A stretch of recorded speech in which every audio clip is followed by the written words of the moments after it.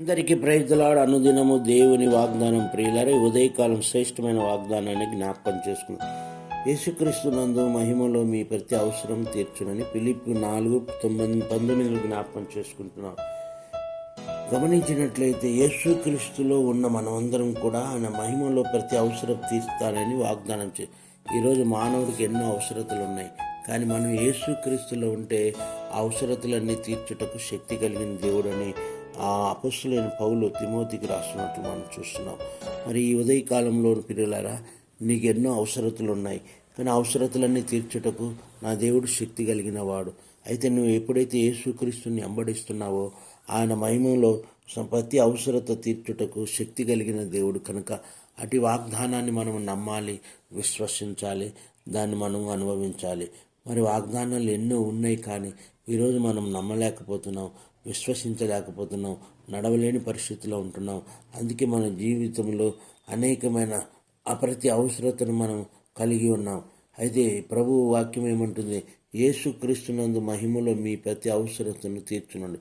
యేసుక్రీస్తులో ఉంటే ఆయన మహిమలో మన ప్రతి అవసరం తీర్స్తాను.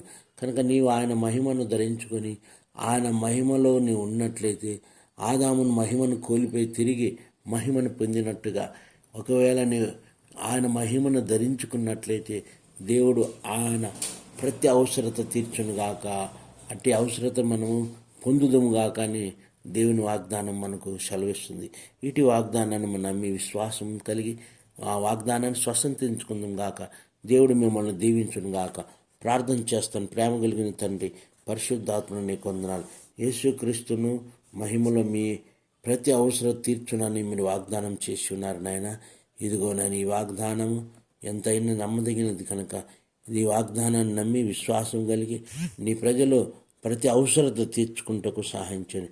శారీరకమైన అవసరత, మానసికమైన అవసరత, ఆరోగ్యపరమైన అవసరత, అలా ఆర్థికమైన పరిస్థితి అవసరత తండ్రి, ఈ విధంగా ఎలాంటి అవసరతలు ఉన్నప్పటికీ నీ నామమును అడిగినప్పుడు సమస్తమును సమకూర్చి జరిగించుటకు శక్తి కలిగినదో మరి అట్టి కృపతో నీ దాసులను బలపరిచి నీ కృప కోసం నిరీక్షణ గల వారై ఉండటకు సహాయించమని యేసునామమున అడుగుచున్నాము తండ్రి. ఆమేన్.